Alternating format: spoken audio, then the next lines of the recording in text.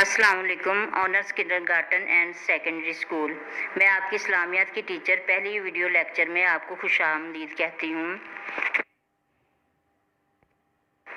अब हम शुरू करते हैं लेक्चर नंबर 1। हमारे आज के उन्वानात ये हैं। नंबर 1, नमाज की अहमियत और फ़राइज़। नंबर 2, नमाज जनाजा और उसकी अहमियत। नंबर 3, हज और उसकी अहमियत। नंबर 4, सुलह हुदैबिया। 6 क्लास। अब मैं आपके साथ नमाज की अहमियत और फ़राइज़ के तदरीसी मकासद डिस्कस करने जा रही हूँ। नंबर 1, नमाज का मफ़हूम। अल्लाह ताला ने इंसान को अपनी इबादत और अतायत के लिए पैदा किया है। कुरान पाक में इरशाद रब्बानी है, और मैंने जिन्नों और इंसानों को इसलिए पैदा किया है कि वो मेरी इबादत करें। नमाज अरबी ज़बान के लफ्ज़ सलात का तर्जमा है। सलात के मायने दुआ के भी हैं। नमाज से मुराद वो इबादत है जिसका दिन रात में 5 मरतबा अदा करना हर मुसलमान पर फ़र्ज़ है। नंबर 2, फ़राइज़ नमाज। फ़राइज़ नमाज 5 हैं। नंबर 1, तकबीर तहरीमा। नंबर 2, क़याम क़िरत। नंबर 3, रुकू। नंबर 4, सजदा। और नंबर 5, क़ादा और तशहद। अब मैं थोड़ा सा इनकी वजाहत बयान कर रही हूँ ताकि आपको इनका पता चल जाए। तकबीर तहरीमा, वज़ू और नमाज की नीयत के बाद दोनों हाथ उठाकर अल्लाह अकबर कहना तकबीर तहरीमा कहलाता है। क़याम क़िरत, क़याम का मतलब है सीधा खड़ा होना। नमाज में क़याम से मुराद इतनी देर सीधा खड़ा होना है कि जिसमें कुरान की इतनी क़िरत हो सके जो फ़र्ज़ है। अब मैं रुकू के बारे में बता रही हूँ। रुकू के मायने है झुकना। क़िरत ख़त्म करके अल्लाह अकबर कहकर घुटनों पर दोनों हाथ रखकर झुकना रुकू कहलाता है। सजदे की हालत में नमाजी अपनी पेशानी, नाक, दोनों हाथ, घुटने और दोनों पाँव ज़मीन पर रखकर अपने रब के हुजूर सरबसजूद हो जाता है। सरबसजूद यानी सजदा रेज़ हो जाता है, सजदा अदा करता है। सजदा नमाज का अहम तरीन रुकन है। आखिर में है क़ादा और तशहद। दूसरी और आखिरी रकत में सजदे के बाद बैठने को क़ादा कहते हैं। क़ादा में बैठकर तशहद पढ़ी जाती है। तशहद का मतलब है गवाही देना। तशहद में इस बात का इकरार किया जाता है कि तमाम बातें अल्लाह ताला के लिए हैं और इसके सिवा कोई माबूद नहीं। नंबर 3, नमाज के फ़वाइद। स्टूडेंट्स, वैसे तो नमाज के बेशुमार फ़वाइद हैं, लेकिन मैं यहाँ पे कुछ उनमें से बताने जा रही हूँ। नमाज पढ़ने से इंसान रूहानी, जिस्मानी गंदगी और गलाजतों से महफूज रहता है। नमाज मुसलमानों में नज़्म व ज़ब्त पैदा करती है। नमाज इंसान को बदकारी और गुनाहों से रोकती है। नीज़ नमाज अल्लाह ताला की खुशनुदी और दोज़ख से निजात का सबब है। ज़ाहिर है, जब हम नमाज अदा करेंगे तो हम बुरे कामों को छोड़कर नेकी का रास्ता इख्तियार करेंगे, तो फिर हम जन्नत में दाखिल होंगे। अल्लाह ताला हमें दोज़ख से रहाई देगा। यानी नमाज जो है दोज़ख से निजात का मतलब है रहाई, कि दोज़ख से निजात का ज़रिया है। दोज़ख से हमें रहाई मिल जाएगी और हम जन्नत में दाखिल हो जाएंगे। हदीस के हवाले से नमाज की अहमियत बताना। आप सल्लल्लाहु अलैहि वसल्लम की बहुत सी हदीस हैं जिनसे नमाज की अहमियत वाज़िया होती है। मसलन आप सल्लल्लाहु अलैहि वसल्लम ने फरमाया, मेरी आंखों की ठंडक नमाज है। एक और जगह पर इरशाद फरमाया, बेशक मुसलमान और काफिर के दरमियान फ़र्क करने वाली चीज़ नमाज है। यानी इसका मतलब यह है कि नमाज से इंसान को रूहानी सुकून मिलता है और नमाज पढ़ने वाला कुफर से दूर रहता है।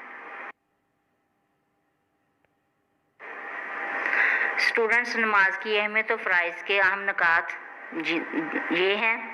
नंबर 1, नमाज अरबी ज़बान के लफ्ज़ सलात का तर्जमा है। जैसे कि आपको मैंने पहले भी बताया कि इसका ये अरबी लफ्ज़ सलात का तर्जमा है और इसके मायने दुआ के हैं। नंबर 2 है, इस्लाम के 5 अरकान में से दूसरा रुकन नमाज है। यानी इस्लाम के 5 अरकान है जैसे हज, रोज़ा वगैरह। तो नमाज की अहमियत इससे ज़ाहिर होती है कि ये दूसरा रुकन जो है नमाज है।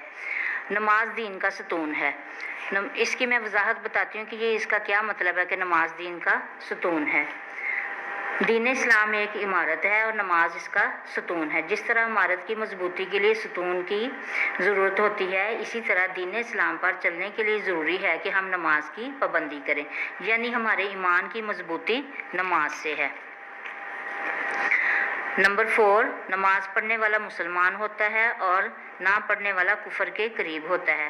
ज़ाहिर है आपको पता ही है बच्चे, जब हम नमाज पढ़ेंगे तो हम अल्लाह की बंदगी करेंगे और अच्छी बातें अपनाएंगे और बुराइयों से दूर रहेंगे, और अगर हम नमाज नहीं पढ़ेंगे तो हम अल्लाह से दूर हो जाएंगे, क्योंकि नमाज जो है अल्लाह के कुर्ब का बेहतरीन ज़रिया है।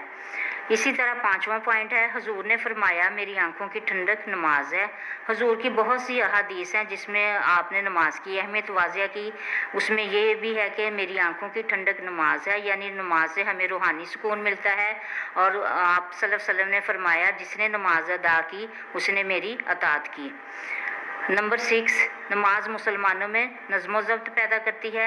नमाज मुसलमानों में नज़्म व ज़ब्त पैदा करती है, इसका मतलब यह है कि नमाज में सब एक ही सफ़ में खड़े, अमीर व गरीब सब एक ही सफ़ में खड़े हो जाते हैं और सब मिलकर अल्लाह के हुजूर सजदा रेज़ हो जाते हैं। वहाँ अमीर और गरीब का फ़र्क ख़त्म हो जाता है।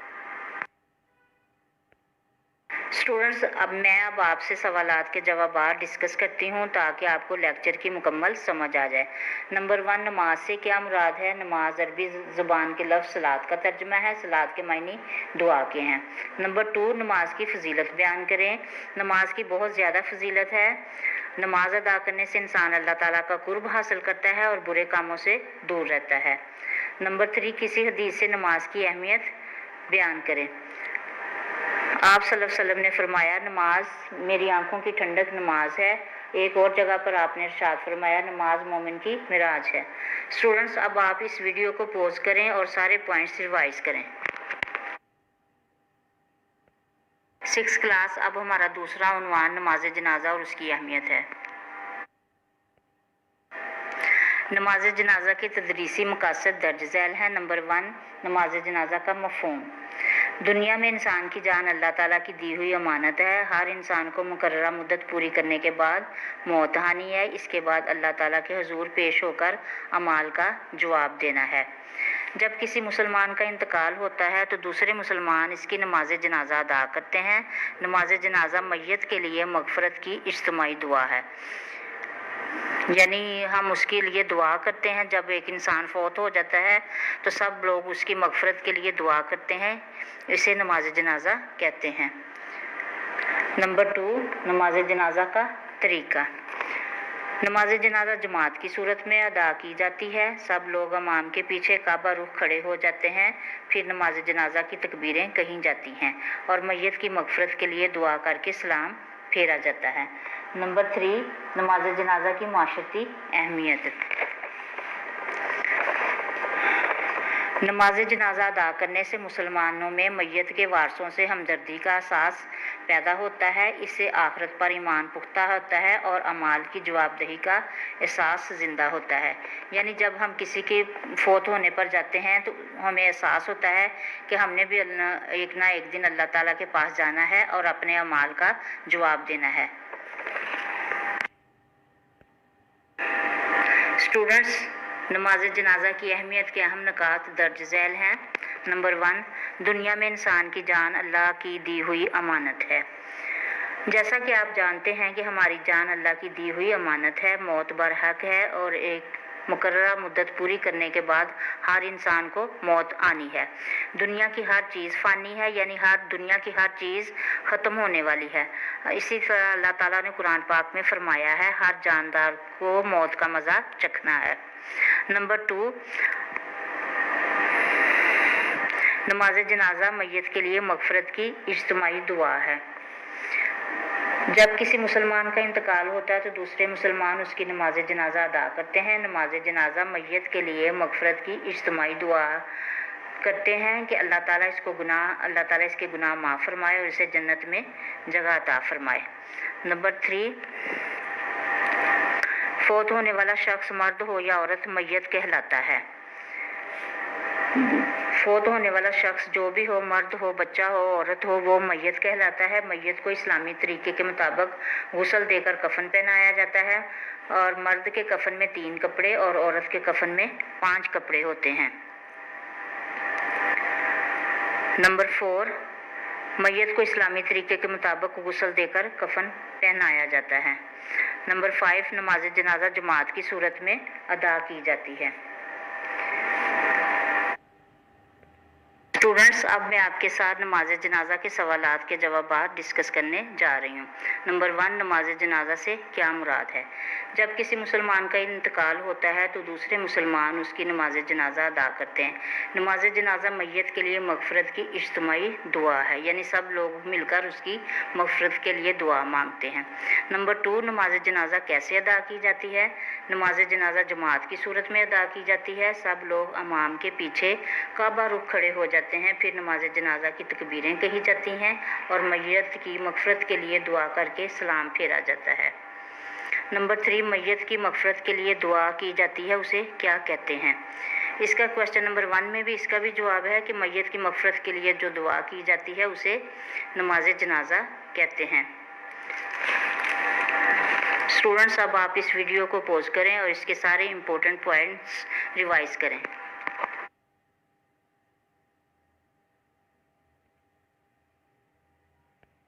स्टूडेंट्स, अब हमारा तीसरा टॉपिक है हज और उसकी अहमियत और फजीलत। अब मैं आपको इसके तदरीसी मकासद बताने जा रही हूँ। नंबर 1, हज का मफहूम और उसकी फ़र्जियत। हज अरबी ज़ुबान का लफ्ज़ है जिसके मायने इरादा के हैं। इरादा से मुराद सफ़र करने का इरादा है जो हज करने की गर्ज से दुनिया भर के मुसलमान इख्तियार करते हैं। ये मुसलमान आज़मीन हज कहलाते हैं। आज़मीन हज का मतलब है कि जो लोग हज के लिए जाते हैं।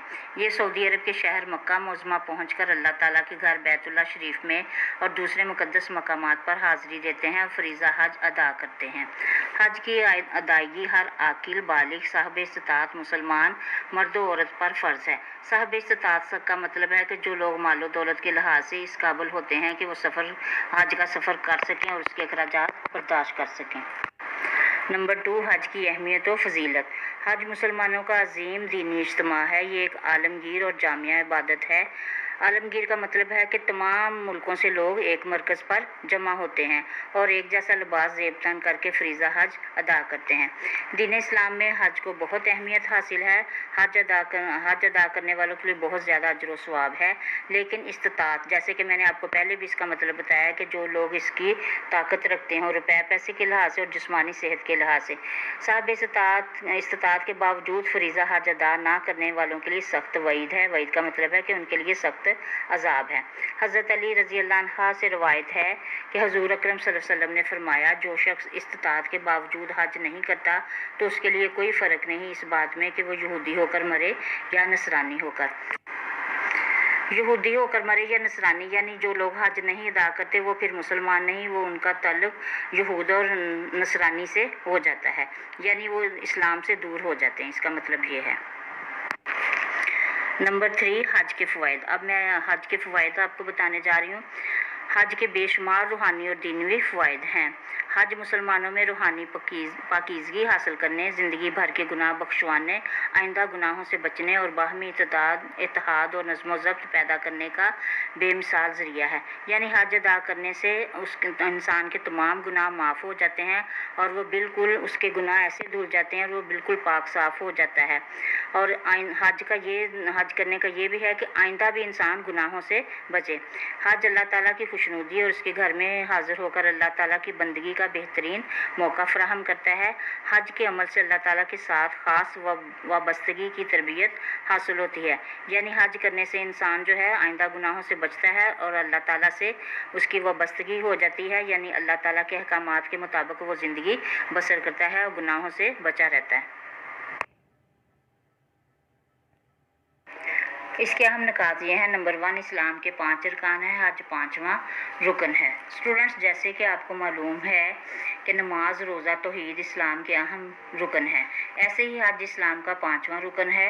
दीन इस्लाम में हज को बहुत अहमियत हासिल है और हज करने वालों के लिए बहुत ज़्यादा अजर व सवाब है।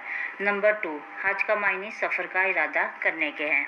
हज अरबी ज़ुबान का लफ्ज़ है जिसके मायने इरादा के हैं।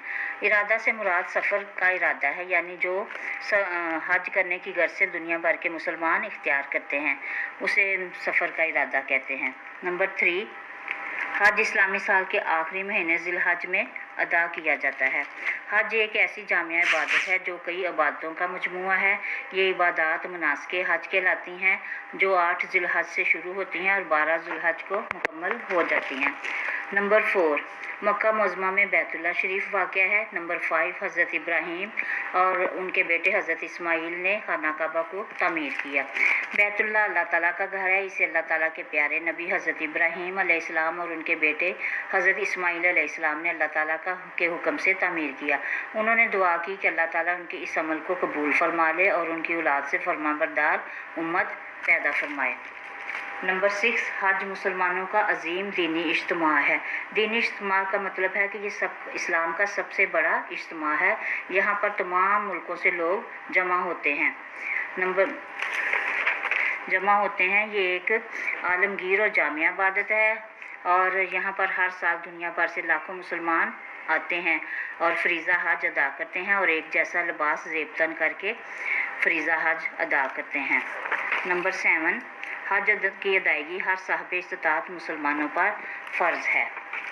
हज अदा करने वालों के लिए बहुत ज़्यादा अजर व सवाब है, लेकिन इस्तिताअत के बावजूद हज अदा ना करने वालों के लिए सख्त वईद है।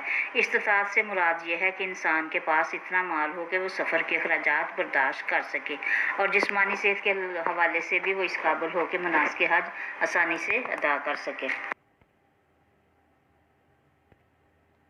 अब मैं इसके मश्की सवालात डिस्कस करने जा रही हूँ। क्वेश्चन नंबर 1, हज का मफ़हूम बताएं। हज अरबी ज़बान का लफ्ज़ है जिसके मायने इरादा के हैं। क्वेश्चन नंबर 2, हज किस पर फ़र्ज़ है? जवाब, हज हर आकिल बालिग साहिब इस्तिताअत मुसलमान मर्द औरत पर फ़र्ज़ है। क्वेश्चन नंबर 3, खाना काबा किसने तामीर किया? खाना काबा को हज़रत इब्राहीम और उनके बेटे हज़रत इस्माइल अलैहिस्सलाम ने अल्लाह ताला के हुक्म से तामीर किया। अब आप इस वीडियो को पॉज़ करें और इसके इम्पोर्टेंट पॉइंट्स रिवाइज़ करें।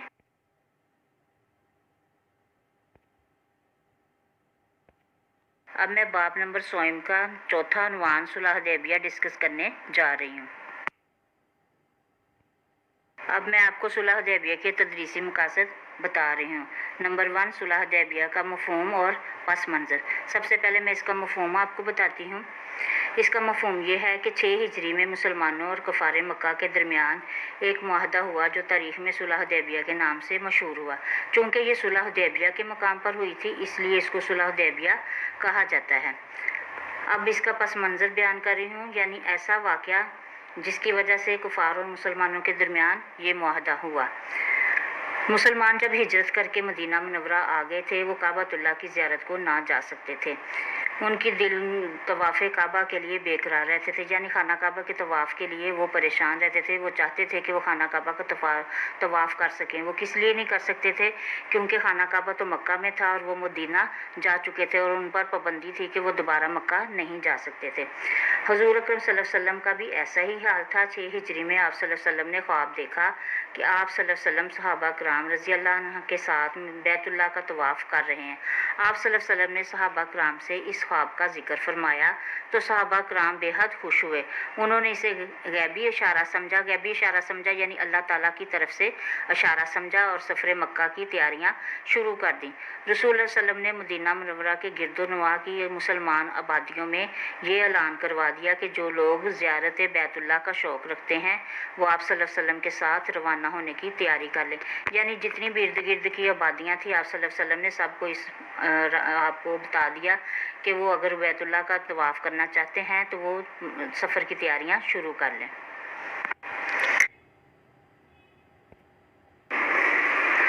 अब मैं आपको इसके अहम निकात बताने जा रही हूँ। नंबर 1, आप सल्लल्लाहु अलैहि वसल्लम 6 हिजरी को उम्रे के इरादे से मदीना मुनव्वरा से मक्का की तरफ रवाना हुए।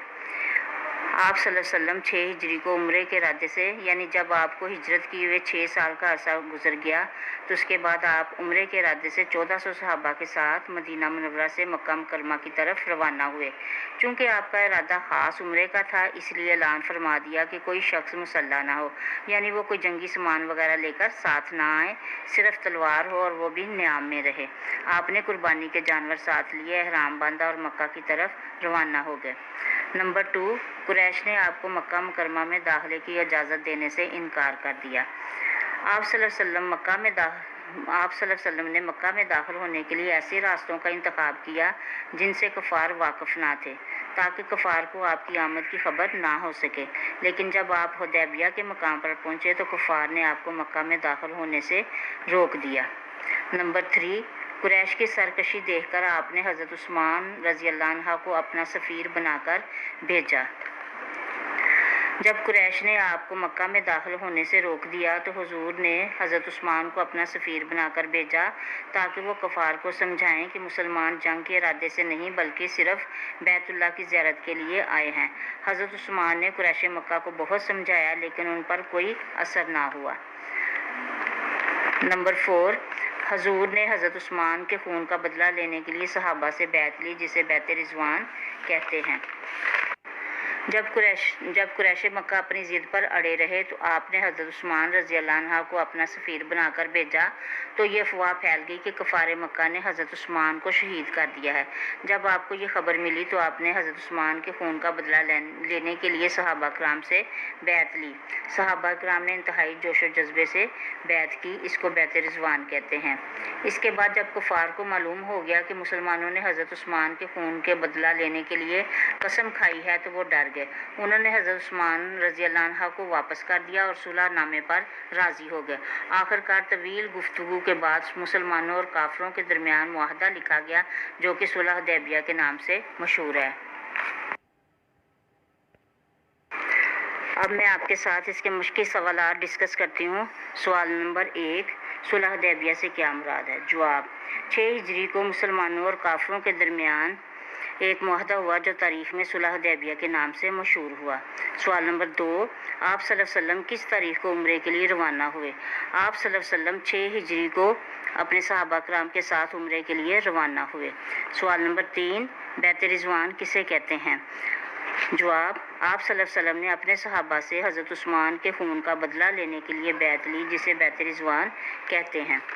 اب آپ اس ویڈیو کو پوز کریں اور اس کے امپورٹنٹ پوائنٹس ریوائز کریں۔